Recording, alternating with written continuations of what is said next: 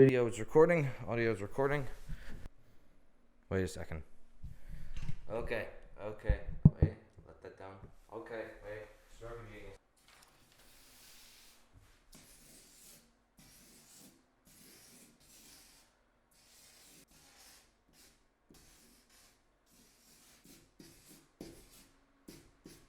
You kids still find this shit funny, right? Let me see if I can draw a troll face. You... This is fucking... He's got the wrinkles, right? Yeah, this is comedy, right? My name is Aiden, and I've been watching a lot of Scott the Woz recently. Not because of a nostalgia cycle, but because this video kept on getting recommended to me, and I thought I'd finally tie the knot and become a virgin for all eternity. All this Scott the Woz watching, though, led to some less than desirable decision-making, if you know what I mean. Buying games for consoles you don't own, but come on, $40 for an original copy of Metal Gear Solid 1? I'm losing money not buying it. One of these less desirable choices was this, an original copy of Tetris Axis for the 3DS. Yes, I spent $20 at GameStop and waited for shipping for something I can already play on my phone. Why? Good question. I don't know myself, but I can say that for whatever reason, I consider this a good purchase. If you ignore the obvious liability of a physical game on cartridges that used to do this shit, I think it was definitely a good idea. But again, this is fucking Tetris, like the one I can play on my phone, and that in combination with the fact that I like this has made me want to defend myself to no one.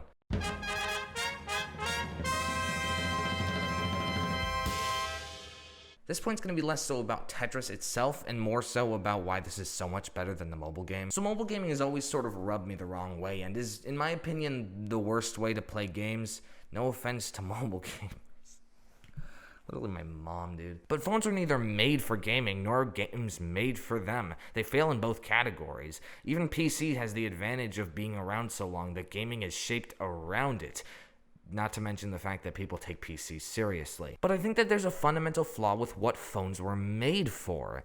They're a jack-of-all-trades device, and for anyone who knows the saying, that means that they're master of none. A good skill to have, but not when there's something better on the market.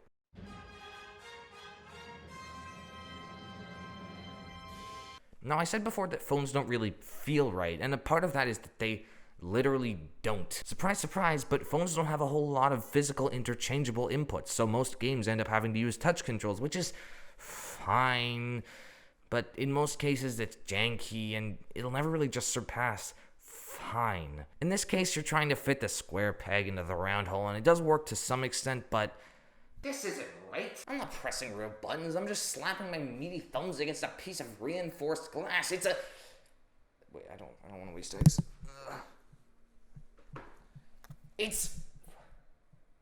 Wait, I don't want to make a mess. It's a farce! The 3DS, by contrast, and just about any Nintendo handheld by extension, is fantastic. I know it makes total sense, but when you've been playing on a piece of glass your whole life, it is incredible. And the 3DS has touch controls, so games can use them, not just spite them. God damn it, I could just go on for how fucking great buttons are, just fucking pressing them. But there are issues. The specific button layout, tactile or not, is a little bit fucky. First of all, you use the D-pad exclusively, which makes sense. It is a fundamentally four-directional game, but I've never played a DS game before that doesn't use this analog stick type thing that they've got going on here whatsoever. On to the more pressing shit, the A and B buttons are used to rotate the blocks in their respective directions, and to be honest, I only ever use A. And then when you start to hold a block, that's where it gets fucky. This is a pretty regular button layout. It makes sense, it's ergonomic, and your hands are in pretty good places. Now put your left or right index finger on the top. This is not very smart. I personally would have made X or Y the hold button, but alas, you get used to it. Now, one thing that you don't get particularly used to is that the hard drop button is up on the D-pad. This makes sense. It would probably be somewhere like the D-pad where other buttons are, but this is just kind of weird. I'm focusing on rotating the blocks, and I assume that it'll be A or B for whatever reason in my monkey brain, and it's not. Generally speaking, though, these are just nitpicks, and the variety of buttons in different places really lends itself to the fast feel that this game, and I've heard a lot of DS games, have.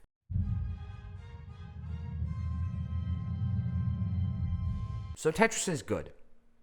No shit. A game that's been around for over 36 years and still holds the record for most copies sold in the world. By the way, if you look that up, I do note that I'm counting every single release of the game, not just the mobile game. A lot of lists make that distinction. It's really weird. We'll obviously have to have a really high quality floor. It just about has to be a masterpiece to be in the top 10. Oh, wait. Disregarding the unfair fact that is clever marketing and targeting children to make money, Tetris is, and again, I know this is a moot point, incredible. It is one of the few fast-paced, round-centric puzzle games that get me interested and in love after a couple days playing it straight. And I'd like to mention, Tetris is such a fundamentally tactile game. It just makes sense. It is literally as simple as shapes. The moment-to-moment gameplay is so goddamn intuitive. If you pick it up, your monkey brain can understand what it's supposed to do. After Pong, we should put a monkey in front of Tetris. It might even do it better. Even some of the things like the fact that the blocks move down, and that was probably a no-brainer, but it does add the feeling that this is just triggering some natural reaction in my ape brain. No more tangents. God fucking damn it.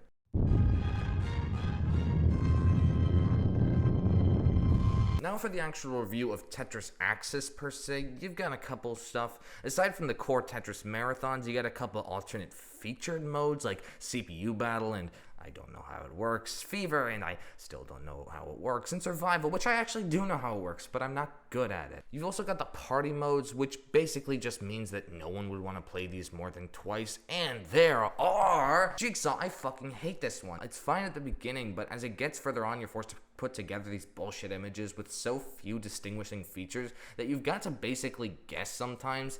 However, they do have funny mouse. Shadow Wide is not good either. It just doesn't feel like it was made to fit.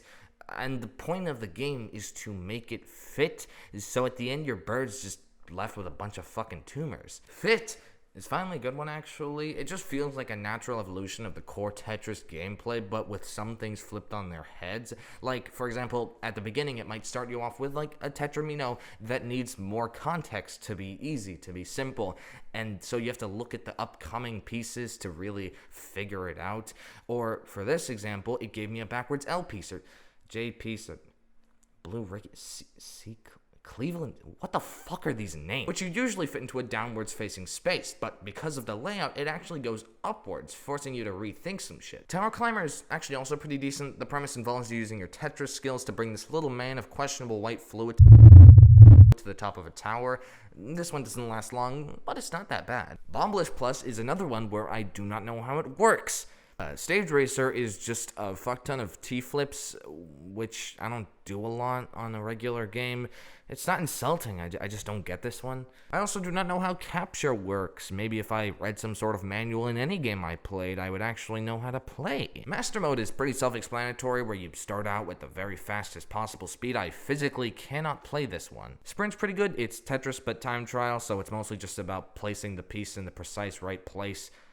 I didn't even realize that I alliterated until I started recording this. And there are all the alternate modes, except for AR modes. Ah yes, it would be remiss to forget the dumbest fucking feature of not only the 3DS, but anything else with it. Some people might get mad at me for knocking on AR, and yeah, it probably has some uses somewhere, but not only does it rarely work, it's literally just a QR code here. So I actually lost my AR cards, but then I realized that they're basically just QR codes. So I printed one out, you can see the fantastic print quality, cut it so that I'd get the authentic experience, and it's Tetris. So there are two AR modes, AR Marathon and AR Climber, and I mean, for some reason AR Marathon is only 4 spaces wide, and boy was it a pain in the ass to record. You might have noticed that I don't have a 3DS with a modded capture card in it, and this was fine for most cases, but in this particular case, the game rotated itself as if it had some hateful vendetta against me recording it. For Tower, this one's actually also pretty decent. I realized the shortcomings of using regular paper for an AR card because it just didn't always track properly, so I taped it to the back of a piece of plastic. In the case of the game itself, this one's actually pretty cool. Unlike AR Marathon, which forces you to move around the AR card arbitrarily,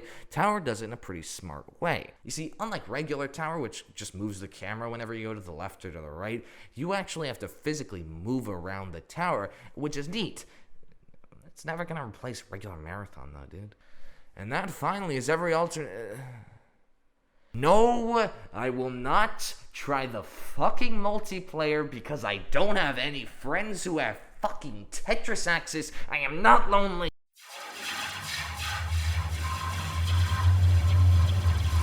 So, should you buy Tetris Axis? No. Now, it might not make sense to you that I'm saying this, but, I mean, there are about 75 or so million 3DSs sold. The chance that you've still got one in working condition is pretty unlikely. The Switch, by comparison, sold about 80 to 90 million units in a third of the 3DS's lifespan. The chance that you've got one of those working is a lot more likely and probably pretty normal.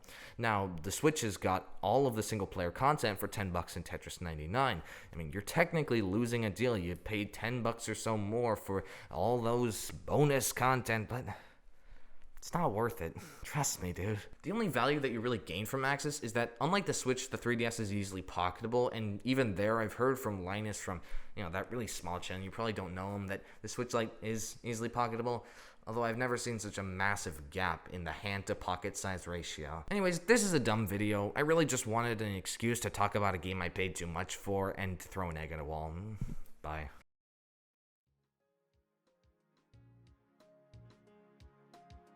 Hey, post-editing Aiden here.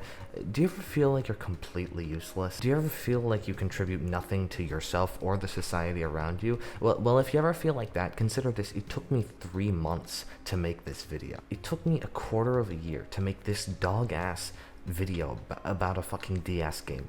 I don't know what happened either. I fell off, didn't I? I've changed. But yeah, to be fair, this is a very different video from anything I've ever made before. I've never had to write a script about something that I actually wanted to do before. And to be fair, at the end of school, after coming home from working on your English essay and your history essay and your science essay, the last thing I really wanted to do was write a script for a shitty video that I was making. I've been doing other shit in the meantime. I played all of base game Dark Souls 3 as well as most of Ashes and Ariandel, and got halfway through Ring City DLC. I played Halo CE. I played fucking Metal Gear Solid 1. I played Titanfall 2. I played a bunch of really good games. So maybe that's... No, that is what I was doing. That is, factually speaking, what I was doing. I got nothing done but that, really. I'm more proud of my video game accomplishments than this video. Yeah, I need to get my priorities straight, man.